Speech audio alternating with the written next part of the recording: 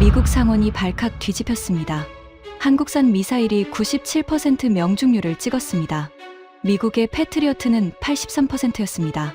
세계 최강 미국의 미사일 창고가 텅 비어가고 있었습니다. 펜타곤은 12조 원을 들고 한국에 달려왔습니다. 트럼프는 단 한마디를 남겼습니다. 한국과는 절대 전쟁하지 마라.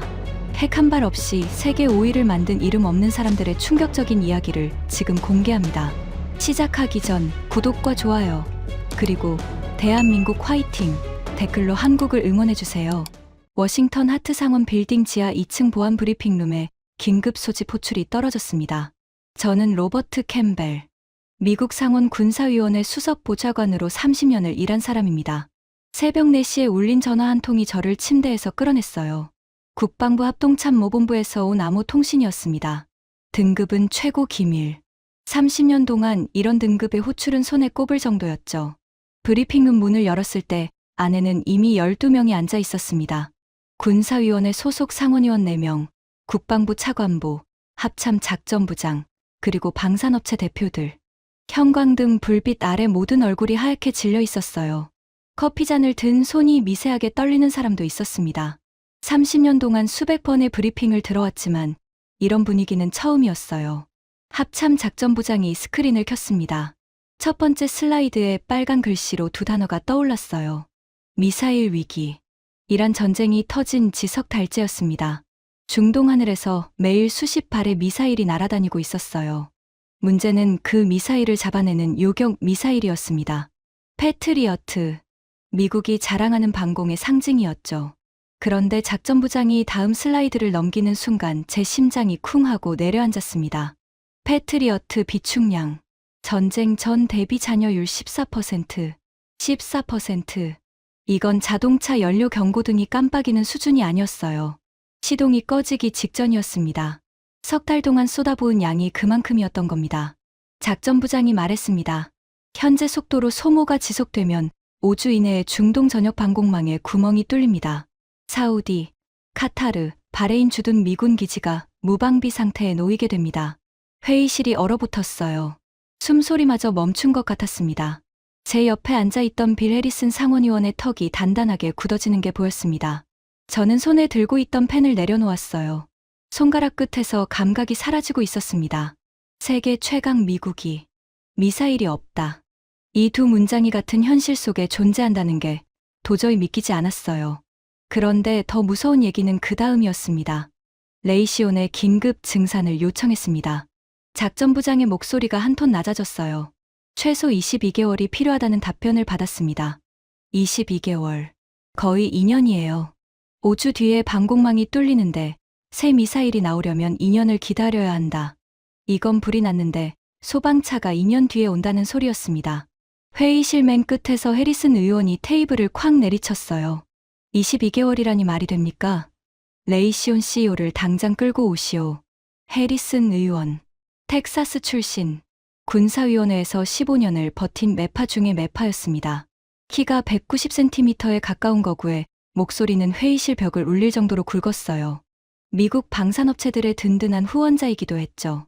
로키드 마틴과 레이시온의 로비 자금이 그의 선거, 캠프로 흘러들어간다는 건 워싱턴에서 공공연한 비밀이었습니다. 작전부장이 고개를 저었습니다. 의원님, 생산 라인 문제입니다. 부품 수급부터 조립까지 공정을 단축할 수가 없습니다. 레이시온뿐 아니라 로키드 마틴도 같은 상황입니다. 그 순간 제 머릿속에 한 가지 숫자가 떠올랐어요. 지난달 국방부 내부 보고서에서 본 숫자였습니다. 오산 공군 기지. 한국에 있는 미군 기지에서 패트리어트 포대를 빼서 중동으로 보냈다는 내용이었죠. 한국 하늘을 지키던 방패를 뽑아서 중동에 꽂은 겁니다. 그만큼 급하다는 뜻이었어요. 하지만 그렇게 긁어모아도 14%라니. 저는 등줄기를 타고 내려오는 식은땀을 느꼈습니다. 세계 최강 미국의 미사일 창고가 텅 비어가고 있었습니다. 그리고 그 빈 창고를 채울 방법이 없었어요. 적어도 그때까지는 그렇게 생각했습니다. 긴급 브리핑이 끝나고 사흘 뒤였습니다. 저는 제 사무실에서 산더미처럼 쌓인 보고서를 뒤지고 있었어요. 대안을 찾아야 했습니다. 미국 자체 증산이 안 되면 동맹국에서 가져와야 하니까요. 이스라엘 아이언돔, 유럽 SAMPT 하나하나 검토하고 있었죠. 그때 사무실 문을 노크하는 소리가 났습니다. 캠벨 보좌관님, 잠깐 시간 되십니까? 고개를 들었더니 국방부 무기체계 분석관 제시카 박이 서 있었어요. 34살. MIT에서 항공우주공학 석사를 마친 뒤 국방부로 온 젊은 분석관이었습니다. 한국계 미국인이었죠. 무슨 일이지? 제시카가 파란색 표지의 보고서를 제 책상 위에 올려놓았습니다. 이것 좀 보셔야 할 것 같습니다. 표지에는 이렇게 적혀 있었어요. 대한민국 방공체계 실전 운용 분석 보고서. 천궁2. 저는 솔직히 피식 웃음이 나왔습니다. 천궁. 이름부터가 낯설었어요. 한국이 방공 미사일을 만든다는 건 알고 있었습니다. 하지만 그건 어디까지나 자국 방어용 중저가 체계라고 생각했거든요. 미국의 패트리어트나 이스라엘의 아이언돔과 같은 급으로 놓고 비교할 물건이 아니라고요. 제시카, 지금 미국산 대안을 찾고 있어. 한국산은 나중에 볼게. 제가 보고서를 밀어놓으려는데 제시카가 한 발짝 다가왔습니다. 그 눈빛이 평소와 달랐어요. 뭔가 확신에 찬 눈이었습니다. 보좌관님, 이란 전쟁에서 천궁2가 실전 배치된 거 아십니까? 그건 알아. 사우디에 수출된 거잖아. 명중률 데이터가 나왔습니다. 저는 멈칫했어요. 실전 명중률. 그건 무기의 진짜 성적표거든요. 시험장에서 아무리 잘 맞춰봐야 실전은 다른 세상이니까요. 얼마인데? 97%입니다. 그 숫자를 듣는 순간 저는 제시카의 얼굴을 똑바로 쳐다봤습니다. 장난치는 건가 싶었어요. 97%. 그게 맞아? 국방정보국 확인 데이터입니다. 이란 탄도미사일 23발 교전, 22발 격추. 저는 무의식적으로 책상 위에 다른 보고서를 집어들었어요. 패트리어트 PAC3의 이번 전쟁 실전 데이터. 88%. 미국이 자랑하는 세계 최고의 방공 체계가 88%를 찍고 있었습니다. 한국산이 97%. 9%포인트 차이. 숫자로 보면 작아 보일 수 있어요. 하지만 미사일 방어에서 9%포인트는 하늘과 땅 차이입니다. 100발이 날아왔을 때 패트리어트는 12발을 놓치고 천궁은 3발만 놓친다는 뜻이거든요. 그 9발의 차이에 수천 명의 목숨이 달려 있어요. 하지만 저는 그 보고서를 덮었습니다. 인정하고 싶지 않았어요. 미국이 지켜주는 나라가 미국보다 좋은 무기를 만든다고? 그건 제가 30년 동안 믿어온 세계 질서에 균열이 가는 소리였거든요. 고마워, 제시카. 참고할게. 제시카가 나간 뒤 저는 한참 동안 창밖을 바라봤습니다. 워싱턴 하늘이 잔뜩 흐려 있었어요. 차가운 바람이 유리창을 때리고 있었죠. 제 머릿속에서 두 숫자가 빙글빙글 돌고 있었습니다. 그리고 88점. 하지만 저는 그 숫자를 애써 무시하기로 했어요. 아직은요. 다음 날 군사위원회 비공개 회의가 열렸습니다. 미사일 위기 대응 방안을 논의하는 자리였어요. 해리슨 의원이 의장석에 떡하니 앉아 있었습니다. 그 옆에 낯선 얼굴이 하나 있었어요. 스티브 로건, 48세. 로키드 마틴 미사일 사업부 부사장 출신이었습니다. 지금은 퇴직하고 방산 전문 컨설팅 회사를 차렸다고 했지만 실체는 방산 로비스트였죠. 해리슨 의원의 오른팔이나 다름없는 사람이었습니다. 이마가 넓고 눈이 가늘었는데 웃을 때마다 입꼬리만 올라가고 눈은 웃지 않는 그런 인상이었어요. 해리슨 의원이 회의를 열었습니다. 레이시온 증산에 22개월이 걸린다면 예산을 2배로 올려서 11개월로 줄여야 합니다. 미국의 문제는 미국 기업이 해결해야 해요. 로건이 바로 거들었습니다. 맞습니다. 레이시온과 로키드 마틴 합동 증산 라인을 구축하면 18개월로 단축 가능합니다. 추가 예산 40억 달러면 됩니다. 40억 달러. 약 5조 5천억 원. 그런데 18개월이에요. 5주 뒤에 구멍이 뚫리는데 18개월은 여전히 너무 길었습니다. 저는 손을 들었어요. 의원님, 18개월도 너무 깁니다. 당장 5주 안에 실전 배치 가능한 대안을 찾아야 합니다. 해리슨의 눈썹이 꿈틀거렸습니다. 캠벨, 대안이라면 동맹국, 무기 체계 긴급 도입을 검토해야 합니다. 회의실의 온도가 2도쯤 내려간 느낌이었어요. 해리슨의 눈빛이 차갑게 변했습니다. 동맹국이라. 구체적으로 어디 말이야? 이스라엘, 유럽, 그리고 한국입니다. 한국이라는 단어가 나오자 해리슨의 입꼬리가 비틀어졌어요. 그리고 제가 평생 잊지 못할 말을 했습니다. 한국, 우리가 60년 넘게 지켜주고 있는 나라 아닌가? 그 나라가 만든 무기를 미군이 쓴다. 이건 세계 최강 미국에 대한 모독이야. 그 말에 로건이 고개를 끄덕이며 얇게 웃었습니다. 한국산 무기는 실전 검증이 부족합니다. 시험장에서 잘 마친다고 전쟁터에서 통하는 건 아니거든요. 미군 장병의 생명을 검증 안 된 장난감에 맡길 순 없습니다. 장난감. 그 단어가 회의실에 울렸습니다. 제 옆에 앉아있던 사라 콜린스 의원이 눈살을 찌푸리는 게 보였어요.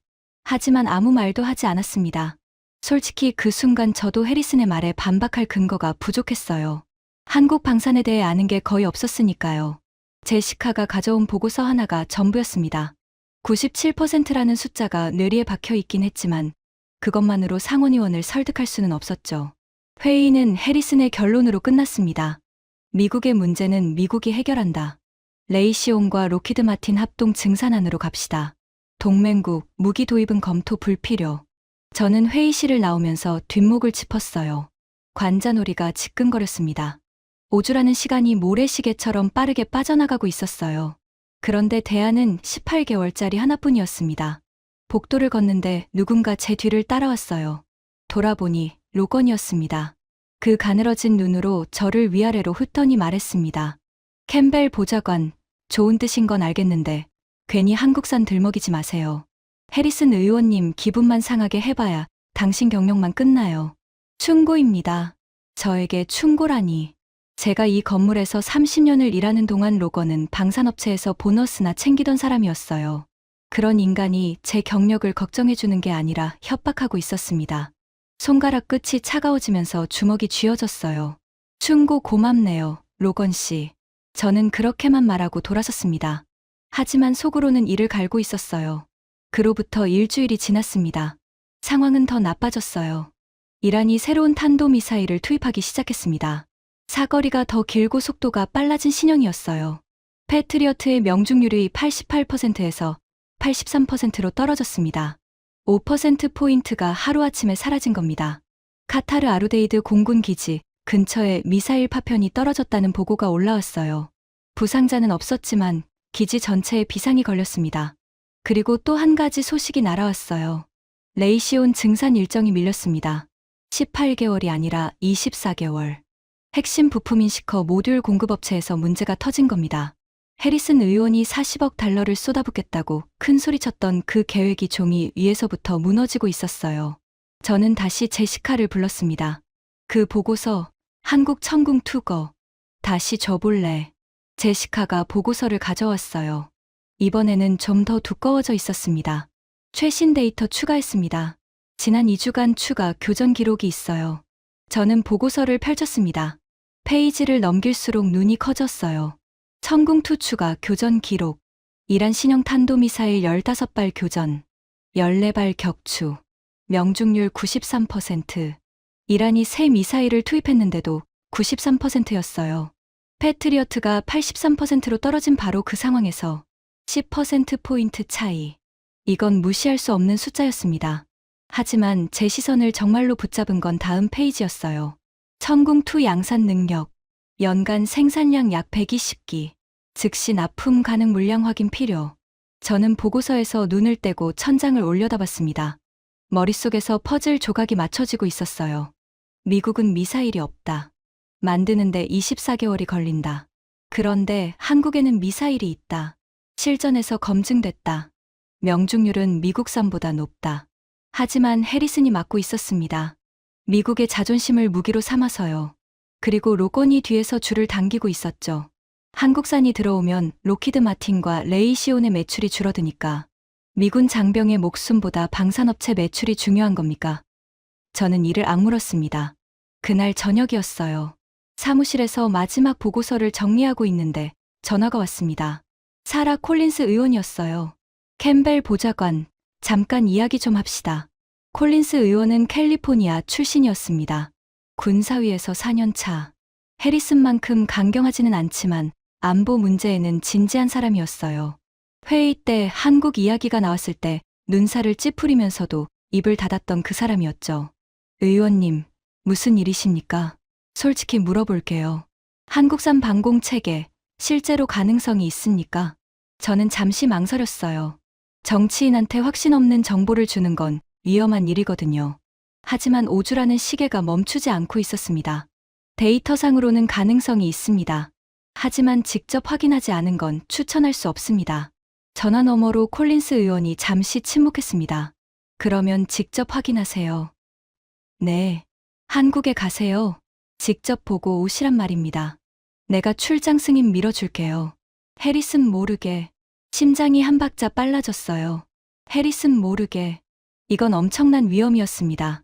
들키면 제 경력만 끝나는 게 아니라 콜린스 의원도 타격을 입어요. 의원님, 해리슨 의원이 알면 큰일 납니다.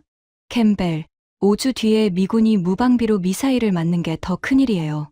가능성이 조금이라도 있으면 확인해야 하는 거 아닙니까? 저는 수화기를 꽉 쥐었습니다.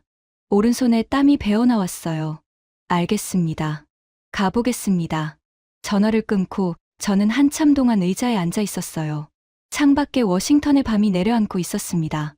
오렌지색 가로등 불빛이 유리창에 반사되어 사무실 바닥에 길게 누웠어요. 30년 동안 이 건물에서 일하면서 미국 국방의 최전선을 지켜왔다고 자부했습니다. 하지만 지금 제가 하려는 일은 그 30년의 신념을 의심하는 것이었어요. 미국이 최고라고 믿어왔습니다. 미국 무기가 세계 최강이라고 의심한 적 없었어요. 한국은 미국이 지켜주는 동맹국, 미국이 없으면 존재할 수 없는 나라. 그게 제가 알고 있던 세계 질서였습니다. 그런데 지금 제 책상 위에는 그 질서를 뒤집는 숫자가 놓여 있었어요. 97%. 이틀 뒤 저는 인천행 비행기에 올랐습니다. 가방 안에는 제시카가 준비해준 자료가 가득했어요. 노트북에는 한국 방산 기업들의 목록이 정리되어 있었습니다. 한화 에어로스페이스, 현대로템, LIG넥스원. 생전 들어본 적 없는 이름들이었죠. 비행기가 태평양 위를 날고 있을 때 창밖을 내다봤어요. 구름 바다 아래 어딘가에 미군 함정들이 떠 있을 거라는 생각이 들었습니다. 패트리어트가 바닥나가고 있는 그 바다에서 제가 지금 하고 있는 일이 그 사람들을 구할 수 있을까? 아니면 해리슨 말대로 시간 낭비일 뿐일까? 14시간의 비행이었습니다. 인천공항에 도착했을 때 밝은 아침이었어요. 입국장을 나서자 한국 국방부에서 나온 한 남자가 서 있었습니다. 키가 크고 어깨가 넓은 군인 체형이었어요. 이름표에 김태현이라고 적혀 있었습니다. 방위사업청 수출협력관. 그가 제게 악수를 청하며 말했어요. 캠벨 보좌관님, 한국에 오신 걸 환영합니다. 일정이 많으니 바로 출발하시죠. 저는 그의 손을 잡았습니다. 단단한 악수였어요. 입국장에 찬 공기가 폐를 채웠습니다. 한국의 가을은 워싱턴보다 더 차가웠어요. 하지만 그 차가움보다 제 안에 있는 불안이 더 시렸습니다. 한국이라 내가 정말 여기까지 온 건가? 그때까지도 저는 몰랐어요. 앞으로 72시간 동안 제가 보게 될 것들이 30년의 확신을 산산조각 낼 줄은, 미국이 세계 최강이라는 제 믿음이 이 땅에서 무너질 줄은. 김태현이 차 문을 열어주며 말했습니다. 먼저 어디부터 보시겠습니까? 저는 잠시 생각했어요. 그리고 대답했습니다. 제일 자신 있는 것부터 보여주세요. 김태현의 입꼬리가 아주 미세하게 올라갔어요. 정말 작은 미소였습니다. 하지만 그 미소 안에 담긴 자신감은 묵직했어요. 그러면 대전으로 가시죠. 차가 출발했습니다. 창밖으로 한국의 도시가 스쳐 지나갔어요. 깔끔하게 정돈된 도로, 빽빽하게 솟은 아파트 숲, 아침 안개 사이로 보이는 산자락. 이 작은 나라가 핵무기 하나 없이 세계 군사력 5위를 찍고 있다는 사실이 아직도 실감나지 않았습니다. 하지만 대전에서 제 눈을 의심하게 될 줄은 그때는 정말 몰랐어요. 이 이야기, 지금부터 시작입니다. 대전까지 차로 2시간이 걸렸습니다. 김태현은 운전하면서 거의 말이 없었어요. 저도 마찬가지였죠. 창밖으로 한국의 고속도로가 펼쳐졌습니다. 깨끗하게 포장된 왕복 8차선. 양쪽에 방음벽이 정돈되어 있고 톨게이트는 전부 자동이었어요. 미국 동부 고속도로에 갈라진 아스팔트와는 차원이 달랐습니다. 대전 외곽의 어느 산자락에 차가 멈췄어요. 철조망과 검문소가 보였습니다. 군인 2명이 차를 세우고 신분증을 확인했어요. 김태현이 무언가를 보여주자 바로 통과시켜줬습니다. 여기가 어딥니까? 국방과학연구소입니다. 저희는 ADD라고 부릅니다. ADD. 그 이름은 들어본 적이 있었어요. 한국의 무기를 연구하고 개발하는 정보기관이라는 정도만 알고 있었습니다.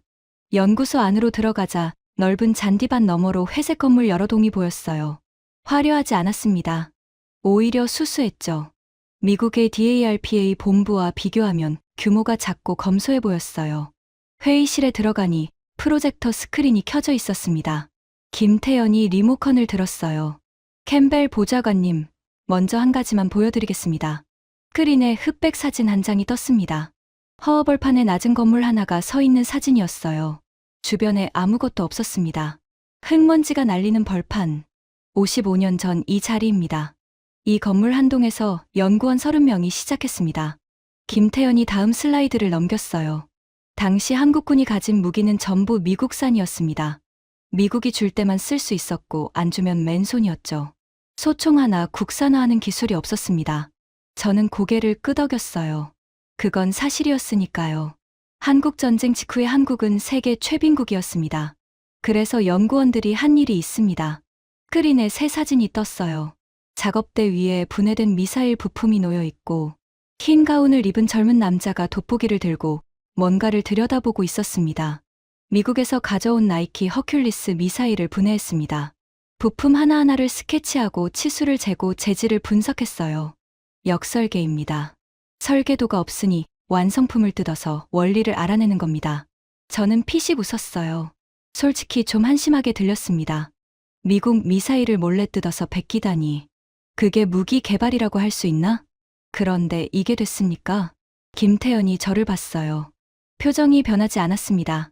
8년 걸렸습니다. 다음 슬라이드. 미사일 하나가 발사대에서 솟구치는 사진이었어요. 하얀 연기가 하늘을 가르고 있었습니다. 백곰. 한국이 직접 만든 최초의 지대지 미사일입니다. 사거리 약 200km. 서울에서 쏘면 평양을 넘어가는 거리예요. 세계에서 7번째 탄도 미사일 보유국이 됐습니다. 7번째. 그 숫자에 제 손이 멈췄어요. 총 한 자루 못 만들던 나라가 8년 만에 탄도 미사일을 만들었다고? 그런데 미국이 이걸 막았습니다. 김태연의 목소리가 낮아졌어요. 사거리를 180km로 제한했습니다. 서울에서 대전도 못 가는 거리죠. 한국은 겉으로는 알겠다고 했습니다. 잠시 침묵이 흘렀습니다. 하지만 속으로는 이를 갈았습니다. 다음 슬라이드에 숫자들이 나열됐어요. 180km, 300km, 500km, 800km, 그리고 제한 해제. 30년에 걸쳐서 족쇄를 하나씩 풀었습니다. 180에서 300으로, 300에서 500으로, 500에서 800으로. 그리고 4년 전 사거리 제한이 완전히 풀렸어요. 저는 그 숫자들을 바라보면서 묘한 감정을 느꼈습니다. 미국이 채운 족쇄를 30년에 걸쳐 끊어낸 거잖아요. 끈질기다고 해야 할지, 무섭다고 해야 할지. 족쇄가 풀리자마자 뭘 만들었는지 보여드리겠습니다. 스크린에 새로운 미사일 영상이 떴어요. 발사 순간의 화염이 화면을 가득 채웠습니다. 그 순간 제 등에 전류가 흐르는 것 같았어요. 현무. 탄두 무게 9톤. 보통 미사일 탄두가 500kg에서 1톤입니다. 9톤은 일반 미사일의 10배가 넘어요. 9톤. 저는 눈을 깜빡였습니다. 미국의 토마호크 순항 미사일 탄두가 약 450kg이에요. 한국이 만든 재래식 미사일의 탄두가 미국의 주력 미사일보다 20배나 무겁다고? 핵무기를 못 만드니까 재래식으로 핵급 파괴력을 구현한 겁니다. 김태연이 담담하게 말했어요. 미국에 이런 급의 재래식 탄도 미사일이 있습니까? 없었습니다. 미국은 핵무기가 있으니까 굳이 재래식 초대형 탄두를 만들 필요가 없었거든요. 하지만 한국은 핵이 없었어요. 그래서 재래식으로 핵을 대체할 방법을 찾아낸 거예요. 발상의 전환이라고 해야 할까요? 저는 입술이 바짝 말라오는 걸 느꼈습니다. 총 한 자루 못 만들던 나라가 55년 만에 여기까지 왔다. 미국이 족쇄를 채웠는데도 멈추지 않았다. 미국에도 없는 괴물 미사일을 만들어냈다. 하지만 이건 시작에 불과했어요. 김태연이 말했습니다. 다음 장소로 이동하시죠. 천궁2를 직접 보시겠습니까? 직접 볼 수 있습니까? 발사 시험은 안 됩니다만 체계 전체를 보여드릴 수 있습니다. 차가 다시 움직이기 시작했어요. 대전 근교의 또 다른 시설로 향하는 길이었습니다. 제 머릿속은 복잡했어요. ADD의 회색 건물들이 100m에서 점점 작아지고 있었습니다. 겸손한 건물. 하지만 그 안에서 나온 것은 겸손하지 않았어요. 천궁2 체계를 봤을 때 첫인상은 깔끔하다는 것이었습니다. 미국의 패트리어트 시스템은 크고 복잡해요. 수십 년에 걸쳐 개량을 반복하다 보니 이것저것 덕지덕지 붙어 있는 느낌이거든요. 천궁2는 달랐어요. 처음부터 21세기에 맞게 설계된 체계라서 레이더, 교전 통제소, 발사대가 컴팩트하게 통합되어 있었습니다. 기술 브리핑을 담당한 연구원이 설명했어요. 패트리어트는 한 번에 하나의 표적만 추적하고 교전합니다. 천궁2는 동시에 여러 표적을 추적하면서 우선순위를 매겨 교전합니다. 쉽게 말하면 패트리어트가 저격수라면 천궁2는 산탄총에 AI를 얹은 겁니다. 이란 신형 미사일에 대해서도 대응이 됩니까? 연구원이 고개를 끄덕였어요. 이란이 최근 투입한 신형은 종말 단계에서 궤도를 변경합니다. 패트리어트가 요즘 고전하는 이유가 그 때문이죠. 천궁2는 종말 유도 알고리즘이 다릅니다. 궤도 변경을 예측하고 선제적으로 요격 지점을 수정해요. 88%가 83%로 떨어진 이유, 그리고 천궁2가 97%를 유지한 이유, 기술적인 답을 들으니 숫자가 더 무겁게 느껴졌어요. 저는 천궁2 발사대 앞에 섰습니다. 초록색 도장이 칠해진 발사관 8개가 하늘을 향하고 있었어요. 이 안에 들어있는 미사일 하나가 수천 명의 목숨을 구할 수 있다. 그 사실이 갑자기 피부에 와닿았습니다. 하지만 저는 쉽게 인정하고 싶지 않았어요. 30년의 관성은 그렇게 쉽게 바뀌는 게 아니거든요. 좋습니다. 성능은 인정하겠어요. 하지만 한 가지 더 봐야 할 게 있습니다. 뭡니까? 생산 능력. 좋은 무기여도 수량이 안 나오면 의미가 없습니다. 김태현이 고개를 끄덕였어요. 그러면 창원으로 가시죠. 창원까지는 3시간이 걸렸어요.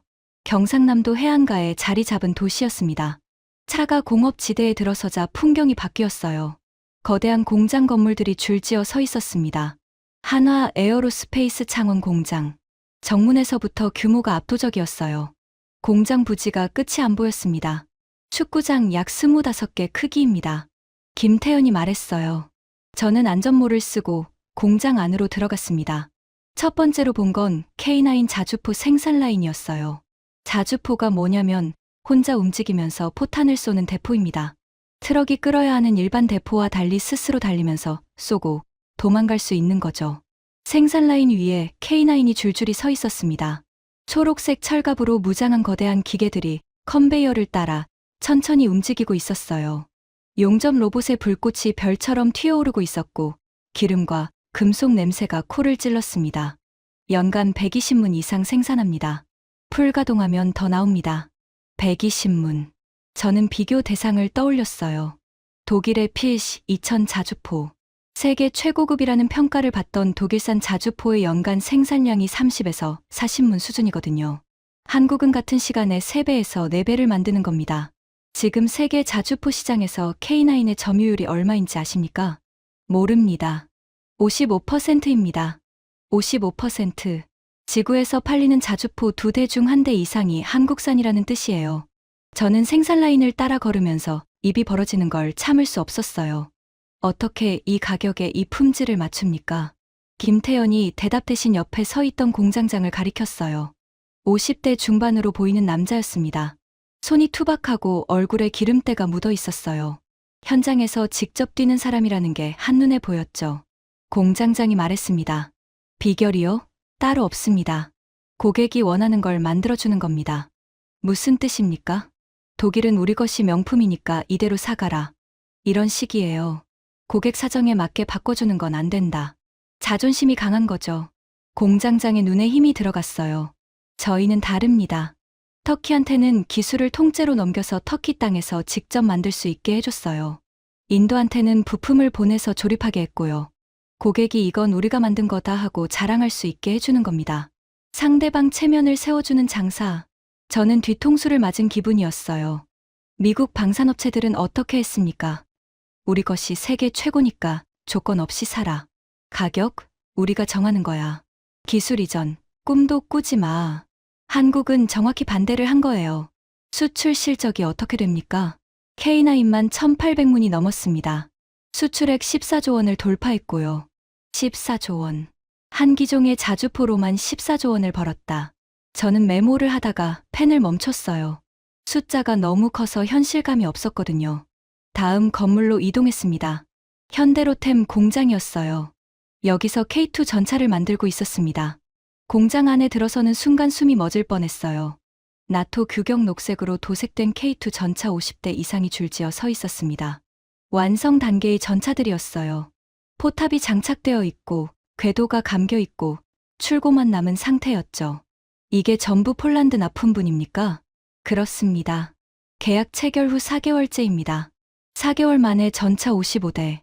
저는 머릿속으로 계산을 했어요. 독일의 라인메탈이 레오파르트2 전차를 같은 수량 만들려면 최소 2년에서 3년이 걸립니다. 한국은 그걸 4개월에 해낸 겁니다. 잠깐, 4개월이 맞습니까? 혹시 기존에 만들어둔 재고를 돌린 건 아닙니까? 김태현이 고개를 저었어요. 폴란드 맞춤 사양입니다. 나토 탄약 호환, 극한 추위 작전 패키지, 폴란드군 통신 체계 연동, 전부 신규 생산입니다. 맞춤 제작을 4개월 만에. 저는 전차 앞에 서서 한참 동안 말이 나오지 않았어요. 철갑의 용접 이음새를 손으로 쓸어봤습니다. 매끄러웠어요. 급하게 찍어낸 느낌이 전혀 없었습니다. 폴란드 전체 계약 규모가 얼마입니까? 전차, 자주포, 다연장 로켓 합쳐서 약 22조 원입니다. 단일 국가 수출로는 한국 방산 역사상 최대 규모예요. 22조 원. 미국 달러로 약 160억 달러. 한국이라는 나라 하나가 유럽의 한 나라와 맺은 군사 거래가 이 정도 규모라니. 아, 그리고 노르웨이 계약도 있습니다. 노르웨이요? 네.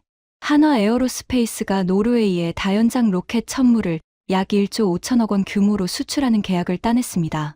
노르웨이라면 나토 창립 멤버 아닙니까? 맞습니다. 미국, 영국, 프랑스와 함께 북대서양 조약기구를 만든 원조 회원국이에요. 그 나라가 미국 무기도 독일 무기도 아닌 한국 무기를 택한 겁니다. 그 말에 제 안에서 뭔가가 흔들렸어요. 나토 원조 회원국이 한국 무기를 산다. 이건 단순히 가격 때문이 아닙니다. 성능과 신뢰를 인정한 거예요. K2 전차 한 대에 다가가서 포탑을 올려다봤습니다. 이 전차가 영하 30도의 노르웨이에서 시속 65km로 질주하면서 명중률 90%를 찍었다는 보고서를 읽은 적이 있었어요. 10발 쏘면 9발이 맞는다는 소리죠. 전차가 너무 빨라서 노르웨이 도로 속도 제한을 넘겨버렸다는 후일담도 있었고요. 미국의 에이브럼스 전차, 독일의 레오파르트, 그리고 한국의 K2, 세계 3강에 한국 전차가 올라와 있다는 걸 이 눈으로 확인하고 있었습니다. 하지만 진짜 충격은 다음 목적지에서 기다리고 있었어요. 울산으로 향하는 차 안에서 김태현이 처음으로 긴 말을 했습니다. 캠벨 보좌관님, 안티몬이라는 광물을 아십니까? 이름은 알지. 국방부 보고서에서 봤어. 그 안티몬이 없으면 미국의 스텔스 전투기가 밤에 적을 못 찾습니다. 야간 투시경도 안 되고 적외선 센서도 안 되고 철갑탄도 못 만들어요. 알고 있어. 그런데 지금 미국의 안티모니가 없잖아요. 그 한마디에 차 안의 공기가 무거워졌어요. 사실이었습니다. 중국이 안티모니 수출을 막아버렸어요. 전 세계 안티모니의 거의 절반을 중국이 쥐고 있었는데 그 꼭지를 잠근 겁니다. 미국이 쓰는 안티모니의 60% 이상이 중국산이었어요. 하루아침에 끊겼으니 가격이 미쳐 날뛰었죠. 톤당 1만 달러 하던 게 7만 달러까지 치솟았어요. 7배 폭등. 국방부 비축량은 1100톤. 연간 사용량 2만 5천 톤의 4%도 안 되는 양이었습니다. 미국의 마지막 안티모니 광산이 문을 닫은 게 2001년이에요. 25년 동안 자국 땅에서 한 톨도 안 캤습니다. 김태현이 말을 이었어요. 지금 급하게 광산을 다시 열겠다고 했지만 빨라야 3년 뒤에나 나옵니다. 3년. 또 3년이에요. 미사일도 2년 기다려야 하고 광물도 3년 기다려야 하고 세계 최강 미국이 시간에 쫓기고 있었습니다. 울산 온산공업단지에 도착했어요. 바다 냄새가 섞인 공기에 금속 냄새가 진하게 배어 있었습니다. 거대한 굴뚝들이 하늘로 솟아 있었고 배관들이 건물과 건물 사이를 거미줄처럼 연결하고 있었죠. 고려아연 온산 재련소. 세계 1위 아연 재련 회사의 심장부였습니다. 재련소 안으로 들어가자 열기가 확 밀려왔어요. 거대한 전기로에서 금속이 녹고 있었습니다. 오렌지색 용탕이 흘러가는 모습은 마치 용암처럼 보였어요. 온도가 몇 도인지 물었더니 담당자가 말했습니다. 이 구간은 약 1200도입니다. 1200도의 열기 속에서 작업복을 입은 기술자들이 움직이고 있었어요. 헬멧 아래로 땀이 흘러내리고 있었지만 손놀림은 정확했습니다. 이 회사가 특별한 이유가 있습니다. 안내를 맡은 재련소 기술이사가 설명을 시작했어요. 아연을 뽑고 나면 찌꺼기가 나옵니다. 시커먼 폐기물이에요. 다른 회사들은 이걸 쓰레기로 버립니다. 저희는 안 버렸어요. 스크린에 공정 흐름도가 떴습니다. 아연 찌꺼기에서 납을 뽑습니다. 납 찌꺼기에서 구리를 뽑고요. 거기서 또 금이랑 은을 찾아냅니다. 그리고 그 부산물을 한 번 더 짜서 안티모니 같은 희소 금속까지 뽑아내요. 저는 그 흐름도를 보면서 입을 다물 수 없었어요. 쓰레기를 뒤져서 금을 캐내고 그 금을 캐낸 찌꺼기에서 또 보석을 찾아내는 거였어요. 50년 동안 이걸 해온 겁니까? 그렇습니다. 50년 전에는 연간 5만 톤짜리 작은 공장이었어요. 지금은 연간 100만 톤을 넘기는 세계 1위 재련소가 됐습니다. 기술이사가 창고로 안내했어요. 문을 열자 은색 금속 블록들이 산처럼 쌓여 있었습니다. 순도 99.999% 안티모니 잉고트입니다. 5kg짜리 하나에 약 550만 원이에요. 저는 그 은색 블록 하나를 집어들었어요. 묵직했습니다. 이게 쓰레기에서 나왔다니. 이 작은 금속 덩어리가 없으면 미국의 스텔스 전투기가 장님이 되고 미사일의 핵심 부품을 못 만드는 거예요. 미국에서 이런 기술을 가진 곳이 있습니까? 기술이사가 고개를 저었어요. 미국은 1970년대 이후로 환경 규제 때문에 재련소를 다 닫았습니다. 마지막으로 새 재련소를 지은 게 50년 전이에요. 지금은 자국 내에 안티모니를 정제할 수 있는 시설이 없습니다. 없다. 미국에 없다. 그 말이 머릿속에서 메아리 쳤어요. 그래서 펜타곤이 저희한테 온 겁니다. 기술이사가 덤덤하게 말했어요. 올해 미국 국방부가 약 12조 원을 갖고 왔습니다. 고려아연과 합작해서 미국 테네시주에 대형 재련소를 짓겠다고요. 울산 온산 재련소를 미국 땅에 통째로 복사하는 프로젝트예요. 12조 원. 펜타곤이 한국 기업 하나에 12조 원을 베팅했다. 미국 정부가 외국 기업과 합작하면서 이 정도 돈을 태운 적이 역사상 없었어요. 미국 정부가 합작 법인의 최대 주주가 됐습니다. 미국 상무장관이 이걸 두고 뭐라고 했는지 아십니까? 뭐라고 했습니까? 미국의 거대한 승리라고 했습니다. 그 순간 저는 웃었어요. 쓴 웃음이었습니다. 미국의 거대한 승리. 한국 기술이 없으면 미국 방산이 멈추는 상황인데 그걸 승리라고 부르다니. 진짜 승리는 한국 쪽 아닌가. 하지만 웃음이 금방 사라졌어요. 이게 현실이었으니까요.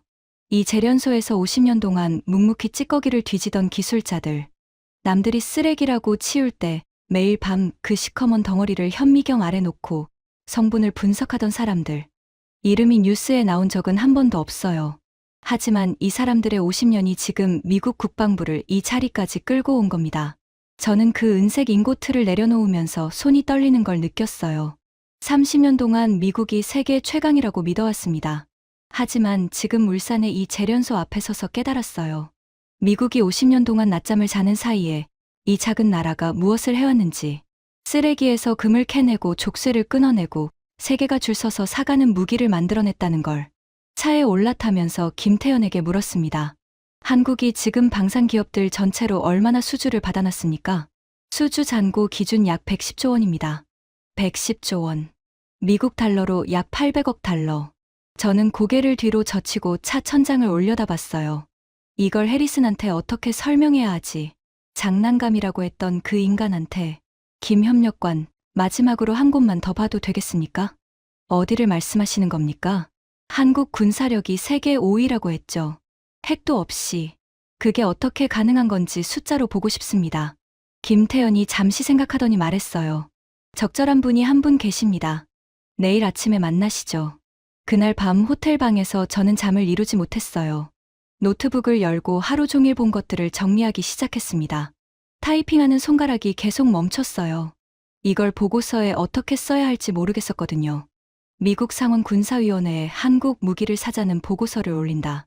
해리슨이 뭐라고 할지 뻔했습니다. 하지만 숫자는 거짓말을 하지 않았어요.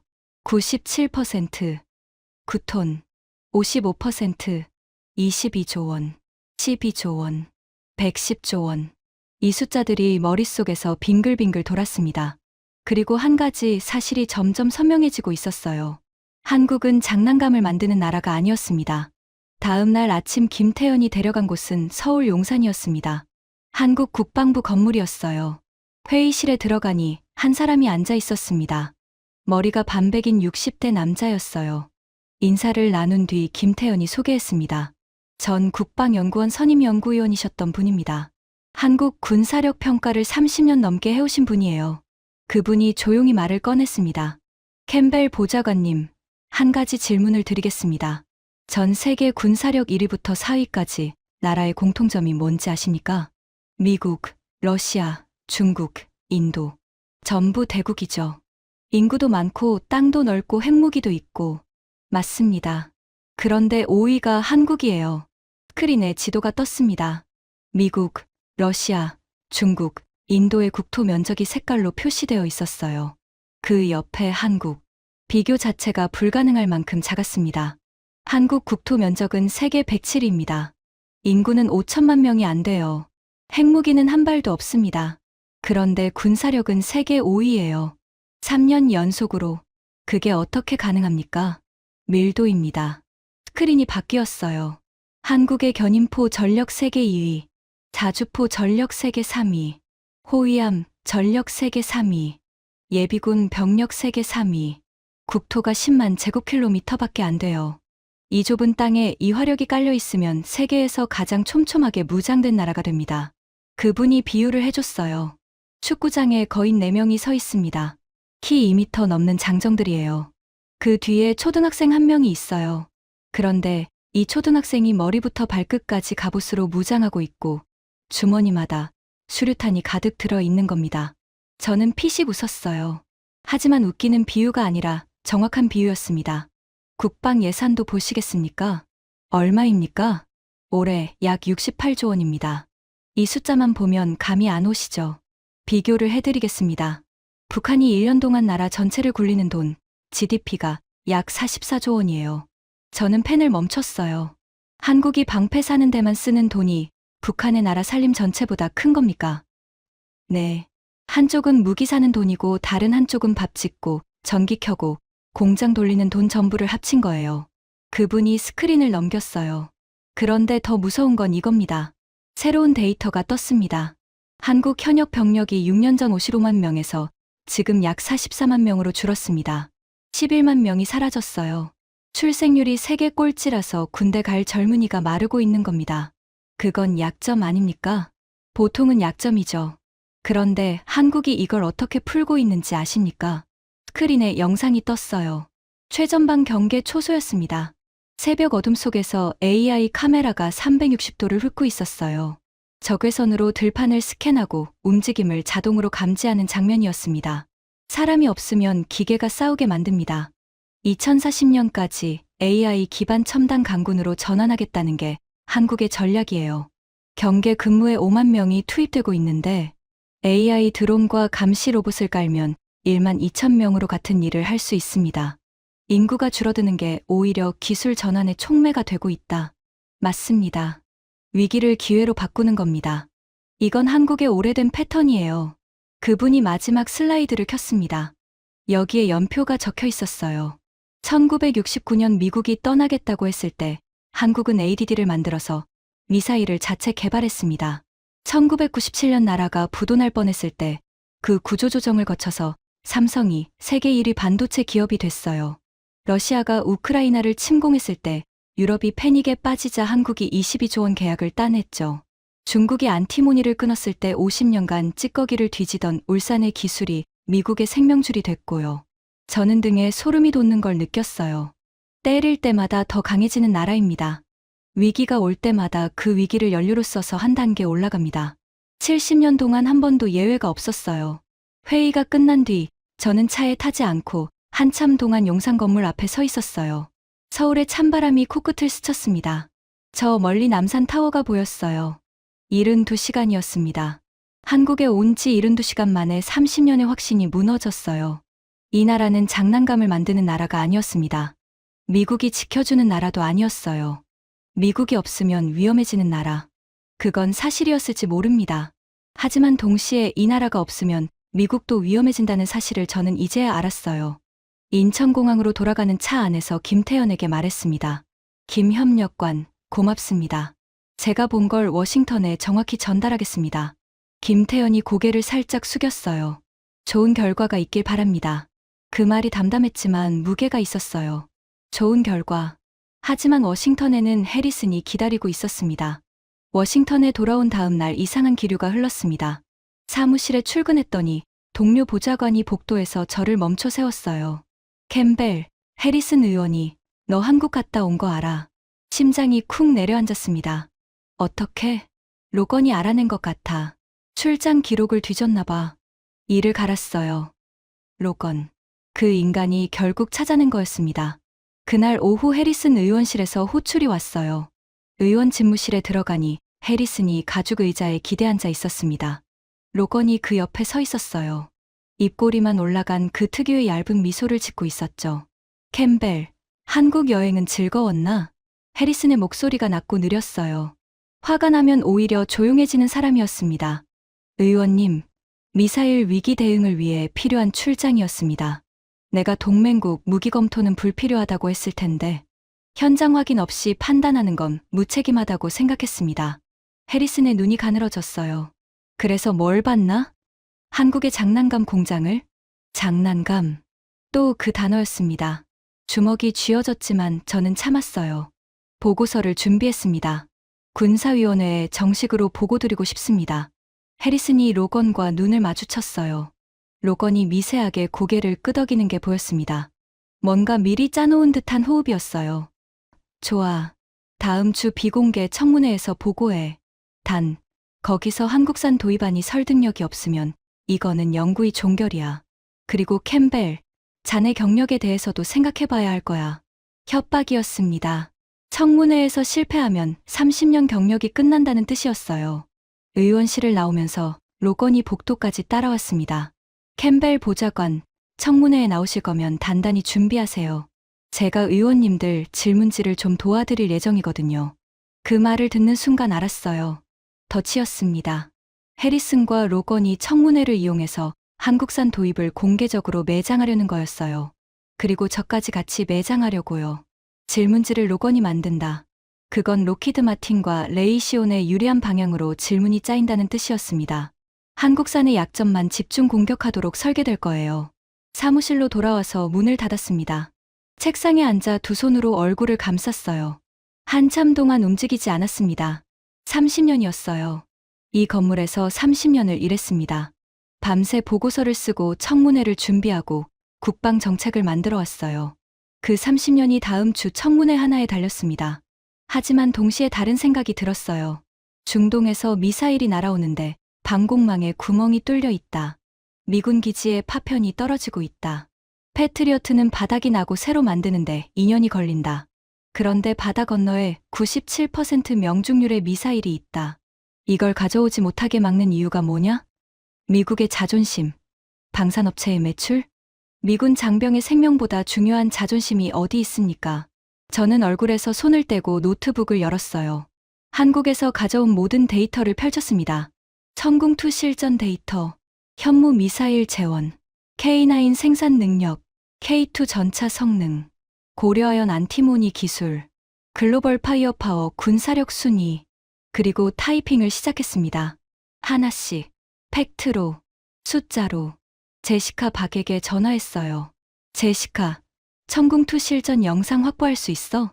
국방정보국 기밀 등급인데 청문회용이면 승인받을 수 있습니다. 받아줘. 그리고 패트리어트와의 성능 비교표, 가격 비교표, 납기 비교표 전부 만들어줘. 알겠습니다. 보좌관님, 하나 더 말씀드려도 될까요?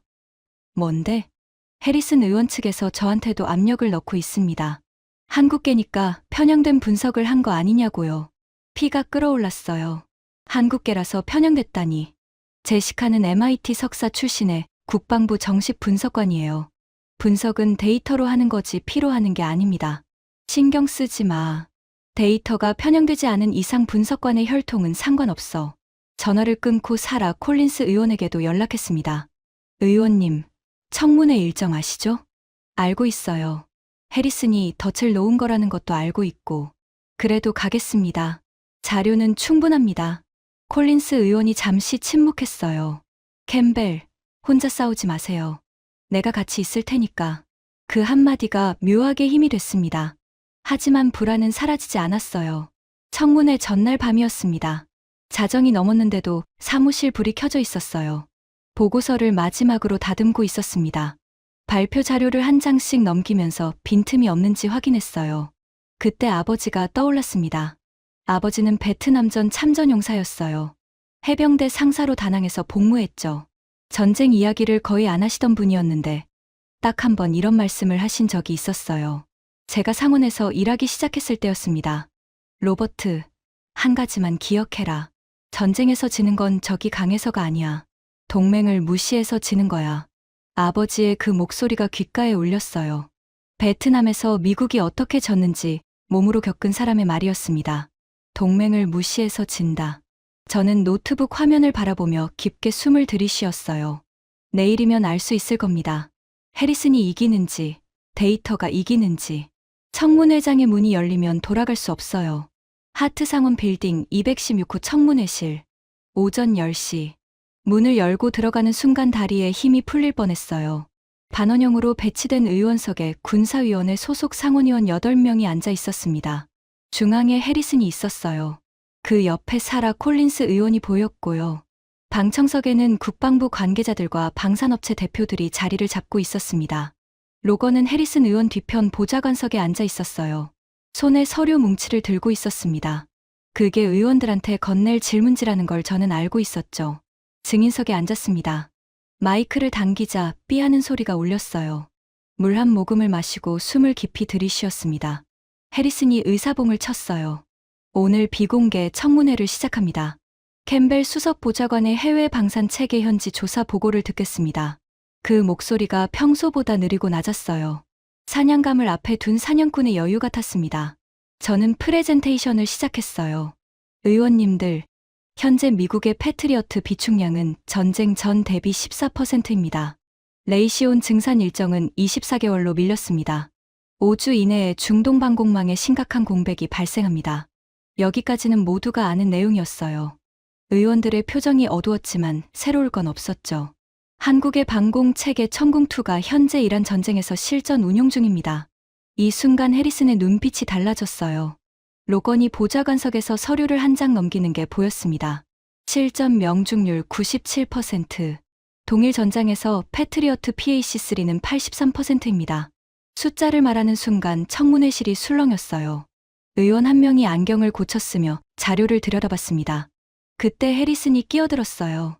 기다렸다는 듯이. 캠벨, 그 데이터의 출처가 뭡니까? 국방정보국 확인 데이터입니다. 국방정보국, 내 누가 확인했는지 말해주시죠. 로건이 건넨 질문지 첫 번째. 데이터의 신뢰성을 흔드는 거였어요. 저는 대비하고 있었습니다. DIA, 미사일 방어 분석과의 공식 보고서입니다. 보고서 번호를 읽어드릴까요? 해리슨의 눈이 가늘어졌어요. 구체적인 보고서 번호까지 준비한 줄은 몰랐던 거죠. 하지만 멈추지 않았습니다. 한 가지 더 묻겠소. 이 분석을 담당한 분석관이 한국계 미국인 제시카 박인 것으로 알고 있는데 혈통에 의한 편향 가능성은 없습니까? 피가 머리끝까지 치밀어 올랐어요. 혈통에 의한 편향.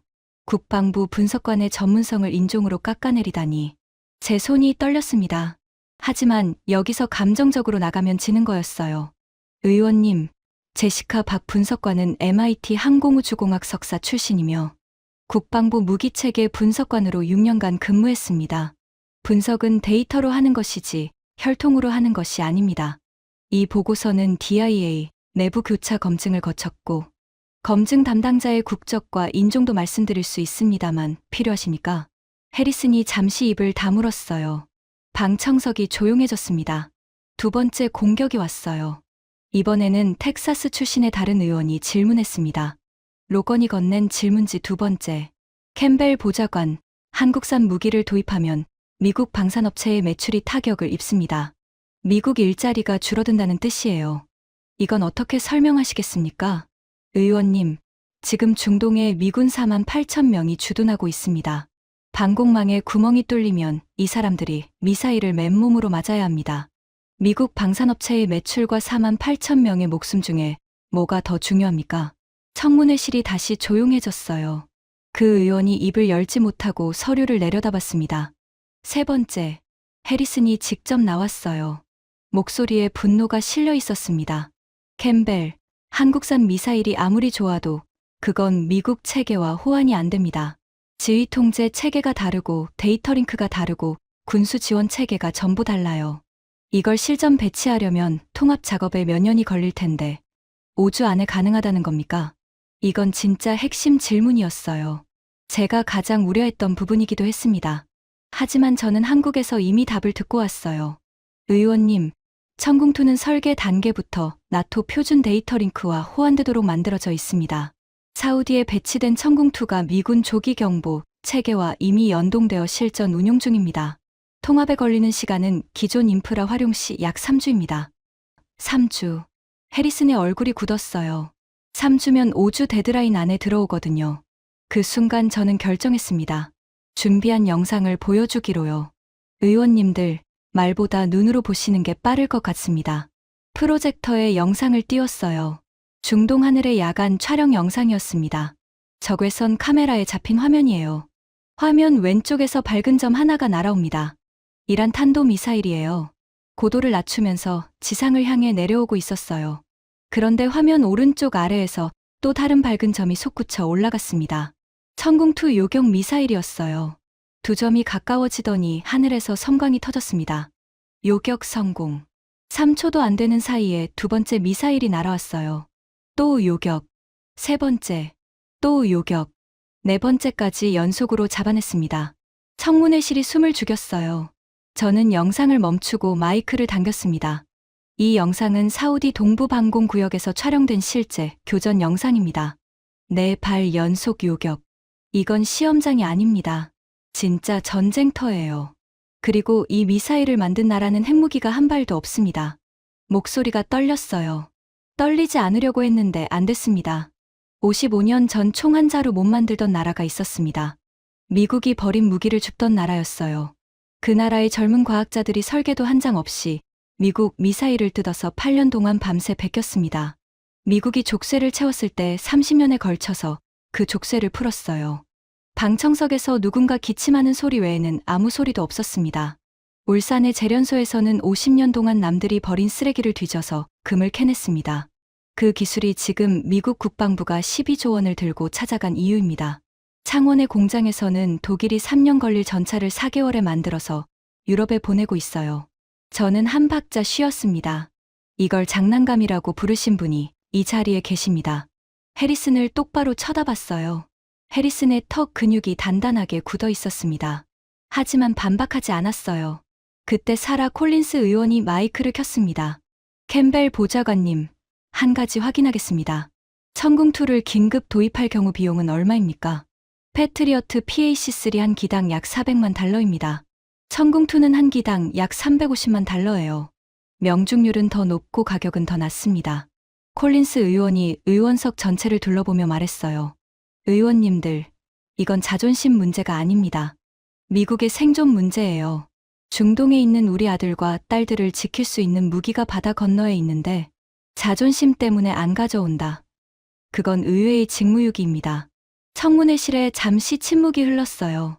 의원들이 서로 눈을 마주치는 게 보였습니다. 해리슨이 의사봉을 들었어요. 잠깐 망설이는 것처럼 보였습니다.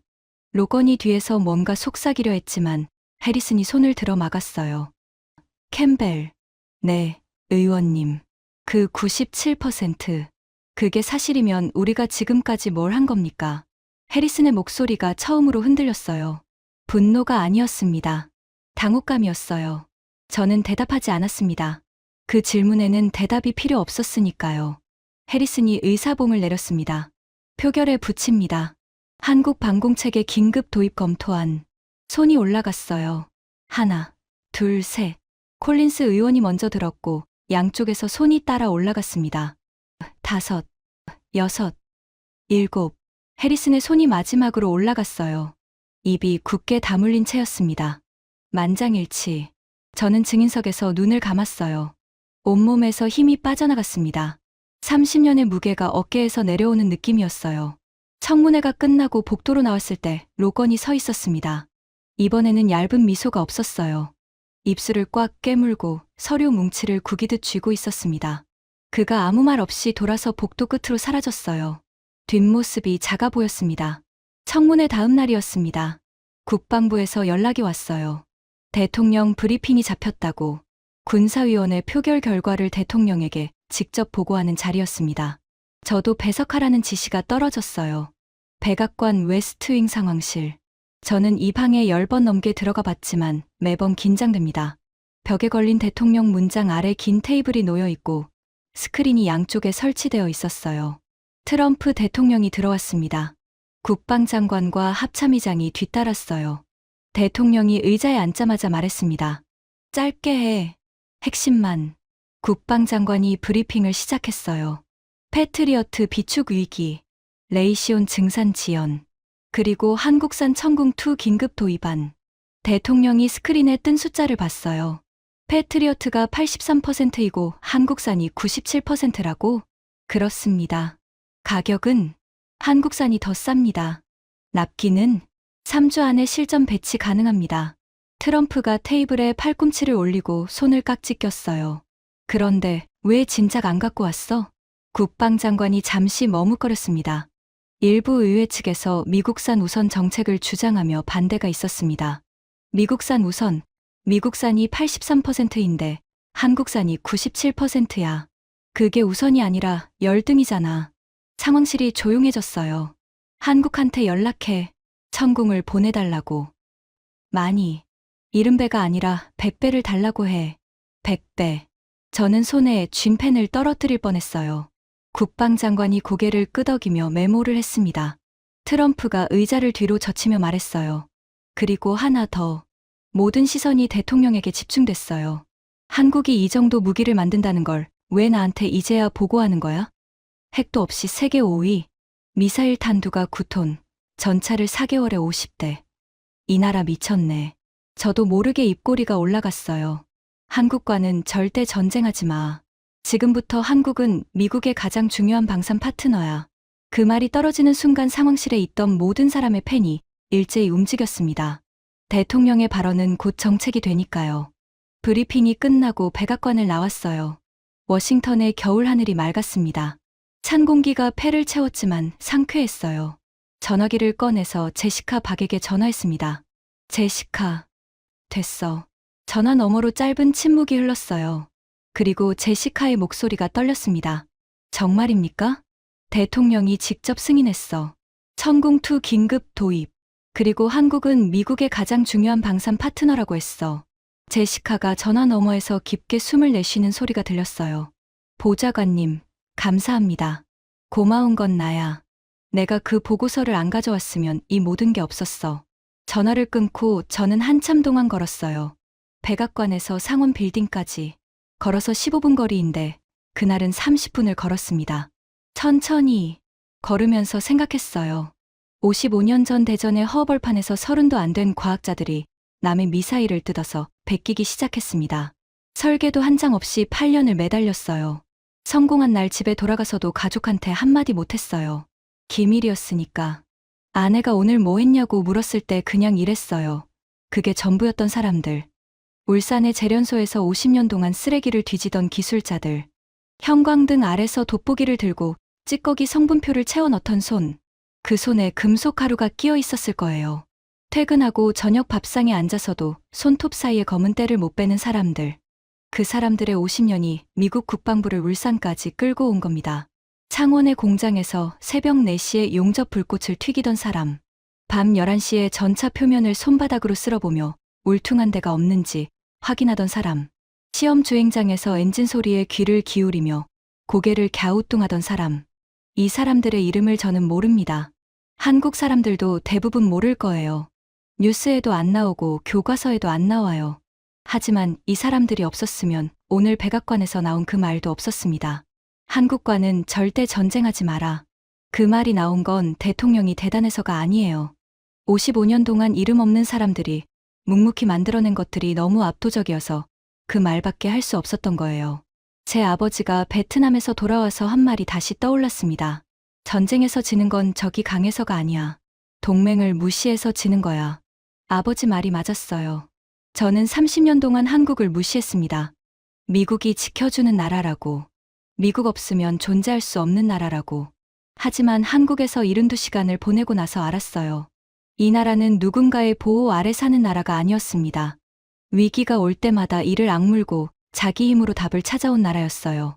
총 못 만들 때는 남의 총을 뜯어서 베었고, 족쇄가 채워지면 30년을 갈아서 끊었고, 쓰레기라고 버릴 때 50년을 뒤져서 금을 캐냈습니다. 그리고 이 순간에도 대전의 연구소에서는 새로운 무기가 설계되고 있을 거예요. 울산의 재련소에서는 찌꺼기에서 또 다른 보석을 찾고 있을 거고요. 창원의 공장에서는 새벽 용접 불꽃이 튀고 있을 겁니다. 이 나라를 만든 건 대단한 누군가가 아닙니다. 새벽에 일어나서 작업대 앞에 서고 현미경을 들고 돋보기를 쓰고 용접 마스크를 내린 평범한 사람들이에요. 이름 없는 사람들이 세계 5위의 방패를 만들었습니다. 그리고 지금 이 순간에도 만들고 있어요. 저는 상원 빌딩 계단 앞에 멈춰 섰습니다. 주머니에서 전화기를 꺼냈어요.